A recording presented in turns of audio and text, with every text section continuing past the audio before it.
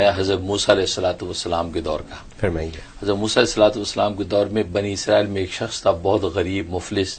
یہاں تک کہ ایک وقت کی روٹی کا بھی انتظام نہیں ہوتا تھا، فاقے گزرتے تھے۔ ایک مرتبہ وہ چلا جا رہا تھا تو راستے میں حضرت موسیٰ علیہ السلام مل گئے۔ اب انہیں دیکھا یہ تو پیغمبر ہیں، اللہ کے کلیم ہیں، اللہ سے ہم کلام ہوتے ہیں، تو اس نے درخواست کی کہ آپ اللہ کے یہاں جا رہے ہیں ہم کلام ہونے، تو میری ایک فریاد اللہ کے دربار میں رکھ دیں،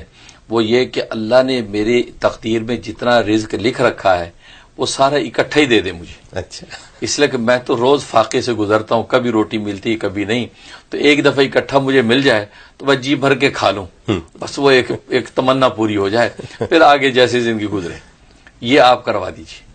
تو حضرت موسیٰ علیہ السلام اللہ کے سے ہم کلام ہوئے، تو یہ فریاد اس کی رکھی تو اللہ تبارک و تعالی نے قبول فرما لی،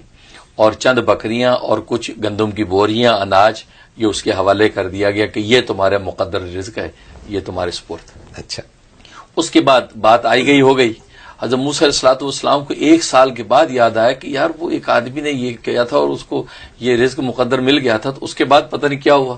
جب وہ کھا چکا ہوگا تو پھر کیا ہو رہا ہوگا۔ تو حضرت موسیٰ کو تجسس ہوا، آپ اسی جھونپڑے کی طرف گئے جہاں جس جھونپڑے کے پاس وہ ملا تھا، تو وہاں جب گئے تو وہاں تو ایک بڑا عظیم شان محل ہے، وہاں کوئی جھونپڑا نہیں ہے، بڑے حیران، محل کا دروازہ، بڑا دروازہ، اندر دیکھا مہمان ہیں، دسترخوان لگے ہوئے ہیں، لوگ کھا رہے ہیں پی رہے ہیں، آگے بڑھ کے دیکھا تو مین شاہی تخت پہ وہی شخص بیٹھا، اچھا، وہ جناب شاہی لباس پہنا ہوا ہے اور مہمان اس کے دوست احباب کھا پی رہے ہیں۔ بڑے حیران ہو کہ یا اللہ یہ وہی آدمی ہے، اس کو مقدر رزق تو چند بوریاں اور چند بکریاں تھی، یہ کیا ہو رہا ہے؟ فوراً اللہ سے ہم کلام رب ذوالجلال، یہ کیا ماجرا ہے؟ اس کا مقدر رزق تو مل گیا تھا اور یہ آدمی آج تو یہ شاہی خزانے لے کے بیٹھا۔ تو اللہ تبارک و تعالیٰ نے فرمایا کہ اصل میں اس نے میرے ساتھ تجارت کی تھی، اور تجارت میں اس کو نفع ہوا۔ تو حضرت موسیٰ علیہ السلام نے کہا رب ذوالجلال کون سی تجارت؟ کا تجارت اصل میں اس نے یہ کی تھی کہ اگر یہ خود اپنے ذات پہ خرچ کرتا تو اس کا اتنا ہی تھا جتنا میں نے دیا تھا، وہ ختم ہو جاتا، لیکن اس نے میرے ساتھ تجارت یہ کی، اس نے غریبوں کو بھی کھلانا شروع کر دیا، مہمانوں کو کھلانا شروع کر دیا، دوستوں کی دعوتیں شروع کر دی۔ تو نتیجہ کیا ہوا؟ میری سنت یہ ہے کہ جب میرے لیے جب 1 روپیہ خرچ کرتا ہے تو میں اس کو 10 گنا دیتا ہوں،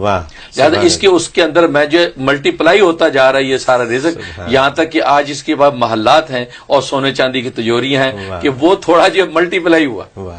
یہ ہے زکوٰۃ کی برکت، زکوٰۃ اور صدقات کی برکت، کہ اللہ کے راستے میں خرچ کرنے کی برکات دیکھیے کہ انسان اپنی ذات پہ خرچ کرے تو اتنا ہی ہوگا، لیکن جب اس نے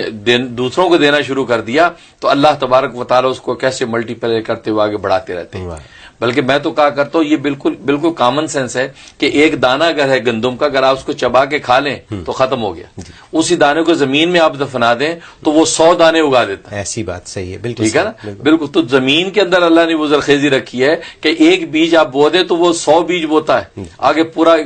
تناور درخت بن کے سینکڑوں آم اس پہ لگتے ہیں، لیکن اگر ایک آم آپ نے کھا لیا تو ختم ہو گیا۔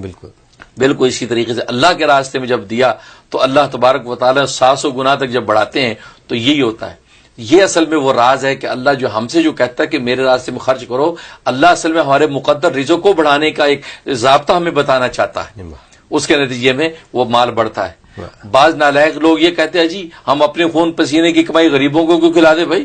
ہم کھائیں گے ہمارے بچے کھائیں گے بھائی، بس پھر وہ ان کا صورتحال وہی ہے کہ وہ چند بوریاں چند بکریوں پر ہی رہ جائیں گے، وہ آگے نہیں بڑھیں گے، تجارت نہیں ہوگی۔